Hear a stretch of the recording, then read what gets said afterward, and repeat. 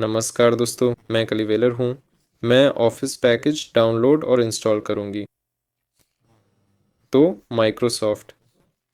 चलिए Microsoft store चलते हैं। हमें माइक्रोसॉफ्ट 365 चाहिए। ये वो एप्लीकेशन है। हाँ, यही है। हमारे पास एक फ्री ट्रायल वर्जन है। आमतौर पर ये काम करता है। ये असीमित है, पर सिर्फ ब्राउज़र में चलता है, यानी इंटरनेट के साथ। ऑफलाइन के लिए माइक्रोसॉफ्ट 365 खरीदें पर क्लिक करें, जो ऐप्स डाउनलोड करने देगा।